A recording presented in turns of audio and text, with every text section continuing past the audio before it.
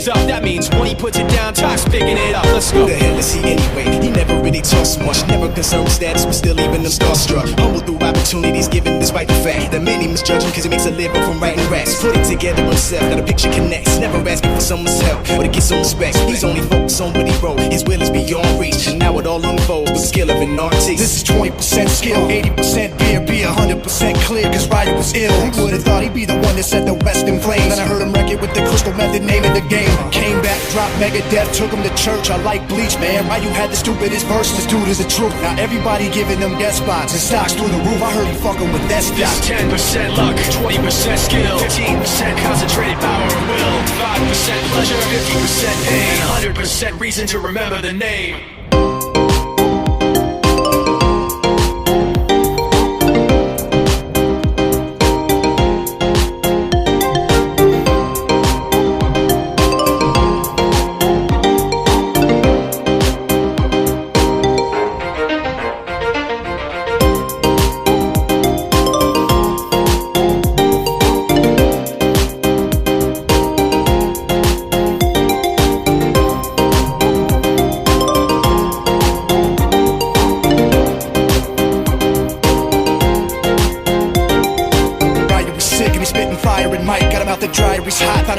With talk with a fucking nihilist porcupine. He's a prick, he's a cock, the type women wanna be with them rappers. Hope he gets shot. 8 years in the making, patiently waiting to blow. Now the record we should know is taking over the globe. He's got a partner in crime. Shit is equally dope, equally dope. Kids throw top. He's not your everyday on the block. He knows how to roll with what he's got, making his way to the top. He often gets a comment on his name. People keep asking him what's it. Giving that birth that doesn't stand for an acronym. No, he's living proof. Let him rock in the booth. He'll get you buzzing quicker than a shot of vodka with juice. Him and his crew and on the rounds, one of the best. Dedicated to what they do and give 100%. Forget Mike, nobody really knows how or why he works so hard. It seems like he's never got time because he writes every note and he writes every line. I've seen him at work when that light goes on in his mind. It's like a design is written in his head every time before he even touches a key or speaks in a rhyme. And those motherfuckers he runs with the kids that he signed, ridiculous without even trying. How do they do it? This is 10% luck, 20% skill, 15% concentrated power of will, 5% pleasure, 50% pain, 100% reason to remember the name. This is 10% luck, 20% skill, 15% concentrated power of will, 5% pleasure, 50% pain, 100% reason to remember the name.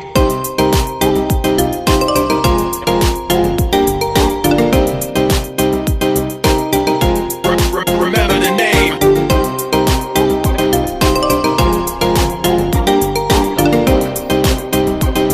100% reason to remember the name.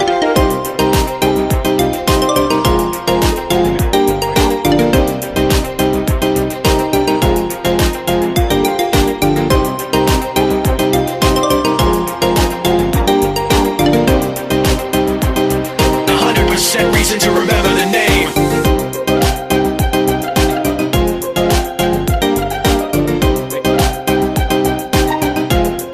Remember the name.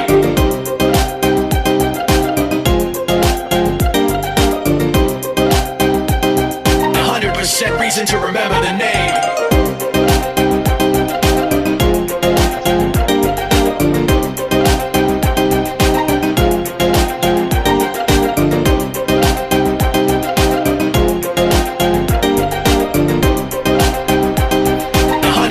Reason to remember the name.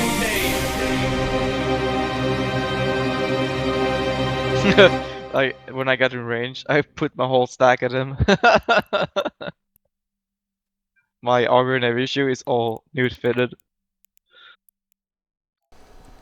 Welcome back, friendly targets. Today we're going to go over the full-on brawl fit stabber. All cruiser and destroyer jokes aside, I'm not here to prove to you that the Stabber is by any means the best Tech 1 cruiser in the game. It just happens to be my favorite, and the reason why is because it's underrated, and the particular bonuses that the Stabber has will often allow you to get fights that you wouldn't be able to get in any other cruiser. Admittedly, the Rupture, Vexor, Omen, I feel that are all better brawling ships, and the Omen might even be a better kiting ship, but those ships are harder to get fights in because people generally look at them as much more dangerous encounters. However, still, for some reason, everybody shoots a Stabber. That being said, today we have 3 fits to go over. They're all very similar, and I honestly cannot pick which one I like more. I've had about the same success in all of them, so I'm going to leave it up to you to decide. If you want a good solid one to start with, and you're just not sure, start with this one. For the highs, we have 180, 2 compact medium neutralizers. Mids are 2 large shield extenders, scram, compact afterburner. Oh, I'm sorry, that's the enduring. For the lows, 2 gyros, a damage control, and a power diagnostics. It's important to remember that the power diagnostics is often an overlooked module. People frown on it many times because they think it's a fitting module, and although it kind of is, it's the damage control of all of your power systems. It's more shields, more shield regen, more capacitor regen, and more power grid. And these modules do not have a stacking penalty, so sometimes fitting 2 of them is beneficial in certain setups. For the rigs, I go with 2 core defense field extenders and 1 EM rig. I use the Tech 2 because they're actually relatively cheap. Tech 1 would work just fine in most situations, but for a few mil more you get about 4 to 5 more resistance on your EM hull. If you're in a situation, a particular area of space that you do not fight many EM boats, say you fight a lot of blaster boats, then going with another core defense field extender might actually be the way to go. Drones, as mentioned before, I prefer the Republic Fleet Warriors. I have a kitchen sink mix here because combat in low sec and reasons. Okay, so this would be the fit that I would start with if you're just not sure. Now, for the other 2 fits, let's go over those. Now, for the last 2 setups, there's only one minor difference between them, so I'll go ahead and get that out of the way. You can swap out 1 gyro for a damage control. In my opinion, it's a better way to go. Also, you could swap it out for an overdrive injector, which can help you in some situations, especially orbiting Vexers, who generally launch large drones that can't keep up with you. You can kill those large drones, and then you're pretty much safe. But in this particular setup, once your shields hit about 10%, you need to overheat your afterburner or line out and just spam warp, because when they're gone, you're going to melt like a paper bag. Alright, so that one difference out of the way. This setup uses a Tech 2 energy neutralizer and a compact, and a Tech 2 afterburner. A Tech 2 afterburner is going to give you a little bit more speed and when orbiting targets to avoid drone damage and negate weapon DPS. It's going to help you a little bit. The Tech 2 medium energy neutralizer is what's going to help you deal with kiting ships even better. Believe it or not, you'll still get a little bit of neutralization out to about 18 and sometimes 20 kilometers. So a kiting frigate will still be under some cap pressure. You put this one closer to your guns in the rack so that you activate it first using your compact as a backup or using it in conjunction when you're doing a full-on brawl fight. That's pretty much it. Let's go over a few more fights.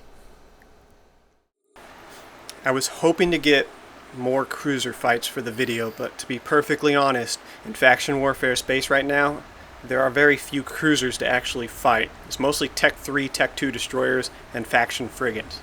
So I'll start out with this one good fight. This is a cookie cutter Thorax, at least for the most part.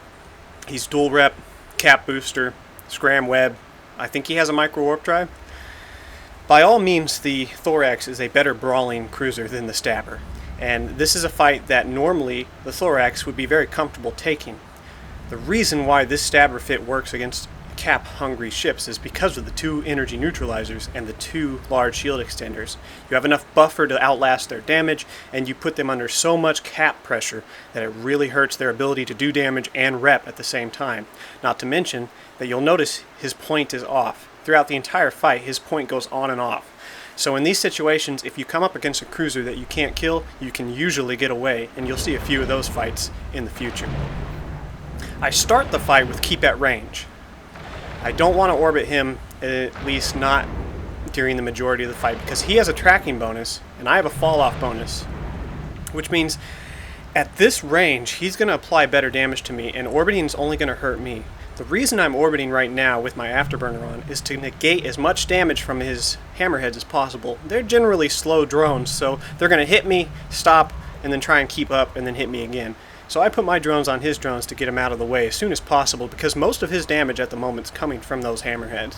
Once the hammerheads are down, I'll go ahead, turn off my afterburner, and hit keep at range. I might pulse the afterburner a few times to help me position myself better, but I'll generally turn it off to conserve capacitor.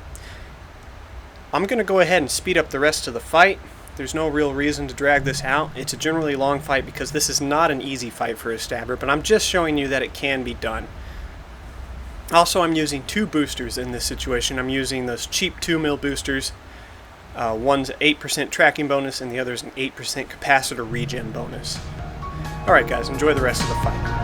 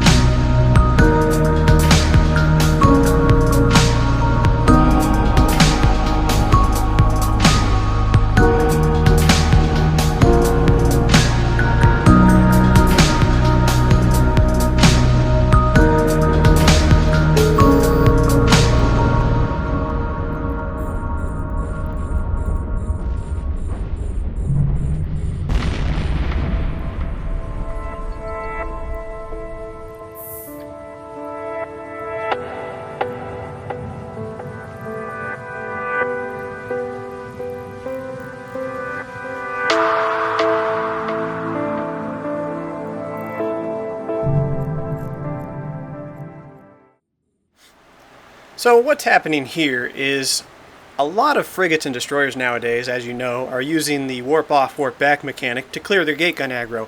And because of that, you can actually get a lot of really good fights. And, you know, people assume the stabber is pretty squishy, so a handful of frigates and destroyers ought to be able to kill it. What I'm doing is I'm shooting this Bifrost, this friend here who's flashy, hoping that the Bifrost will jump me off gate. I don't want to shoot the Bifrost and have him jump through the gate, so this is what I'm doing. I'm really close to him. I have him targeted, and I have my afterburner running so that as soon as he activates, and there he goes, I hit approach, and once we clear the gate, I go ahead, scram, newt, destroy him. Now he's incredibly well tanked. He's got good resistances, and he's got 2 medium Republic Fleet shield extenders, so it took a while to kill him. I think some of the people he's flying with are his alts, because he doesn't start shooting me until, like, he's almost dead. But it wouldn't have mattered anyways. I've mentioned before that my analogy of giving a jump field generator to a destroyer pilot's a lot like giving a cheeseburger to a fat kid.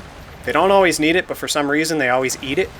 And it's just a wonderful way to get fights, especially in a stabber, because people just assume, you know, squishy, kill it really fast. But you can see with 2 medium neutralizers, just scram on him. He's going to die eventually. There's really nothing his friends can do. They have to clear the gate guns before they can even come back to fight me, and I see that they don't have a lot of DPS on field. I get 2 kills in this fight. The Bifrost loot was actually really expensive, but unfortunately, they friends scooped it up before I could get him because I was busy killing his other friends. That being said, there's no need to have a web on this fit of a stabber. Once you shut off their afterburner, you're good because you have an afterburner. So you can just travel in a straight line, you can hit keep at range.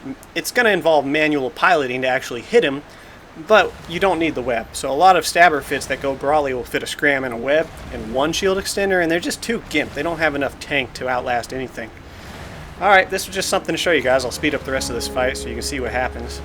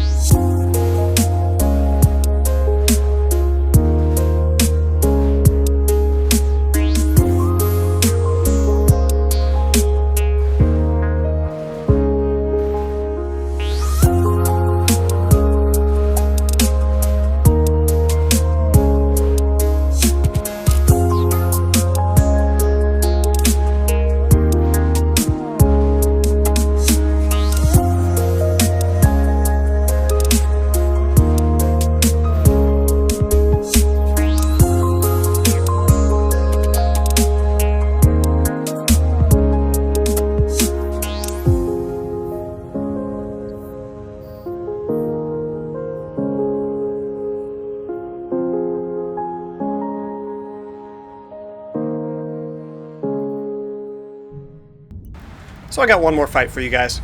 Much like a magician, you don't want to play the same magic trick twice. This was the Thorax pilot from earlier.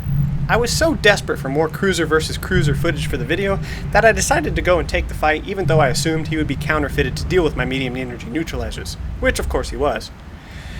But that's a moot point because I messed up in this fight. Going up against a Vexer, you want to do two things different than you would against most normal cruisers. A, I should not have neutralized him right away, or at least I shouldn't have used both of my energy neutralizers. Putting one on him would allow me to be cap stable with the afterburner and put him under some cap pressure so that when I do start shooting him, it would make a difference. And two, which is really more important, is I didn't shoot his heavy and medium drones. As you can see from the damage notifications, even with my afterburner overheated, his drones are still doing more than half of his damage. Had I simply shot the two ogres and the hammerheads, dealt with them first, I could have easily killed him, because once the drones are done, I could put my second neutralizer on him and then focus on him and not worry about it. The reason why I'm showing you this is if you use that tactic, you can easily handle Vexers in the setup. Cookie cutter Vexers at least. Dual rep, triple web, buff or fit, doesn't matter. Kill their drones, and once their drones are dealt with, then start neutralizing them. Alright, well, it was a good fight anyways. The capacitor is empty. Warp drive active.